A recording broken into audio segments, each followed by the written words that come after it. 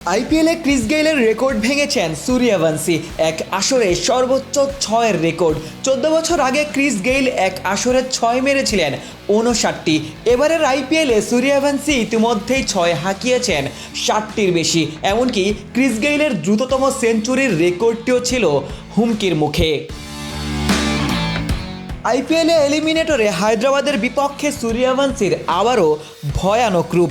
মাত্র 29 বলে 97 রানের অবিশ্বাস্য ইনিংস, যেখানে 5টি 4-এর বিপরীতে 6 হাঁকিয়েছেন 12টি। স্ট্রাইক রেট 334-এর বেশি। সূর্যবংশীর তাণ্ডবে রাজস্থান পাওয়ার প্লেতেই তোলে 80 রান, যেখানে অপর ওপেনার যশস্বী জয়সওয়াল 29 বলে করেছিলেন মাত্র 29। সেখানে একই বল মোকাবেলা করে সূর্যবংশী করেছেন 97 রান।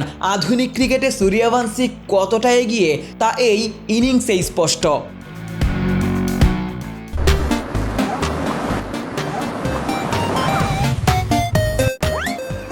হায়দ্রাবাদের বিপক্ষে শুরু থেকেই সূর্যবংশী ছিলেন আগ্রাসী ভূমিকায়।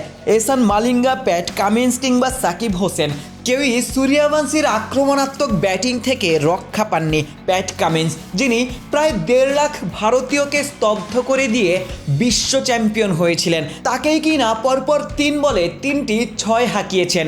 কামিন্সের এক ওভারেই নিয়েছেন 25 রান।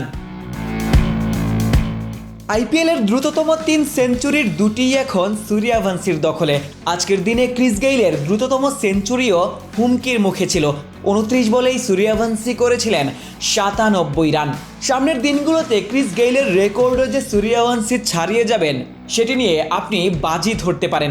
এমনকি সূর্যবংশী নিজেও বলেছেন টি-20তে তিনি ডাবল সেঞ্চুরি হাঁকাতে চান। মাত্র 15 বছর বয়সেই সূর্যবংশী যে আগ্রাসী ভূমিকায় ব্যাটিং করছেন, একের পর এক রেকর্ড গড়ছেন। আধুনিক ক্রিকেটের যত রেকর্ড রয়েছে সব কিছুই এখন হুমকির মুখে।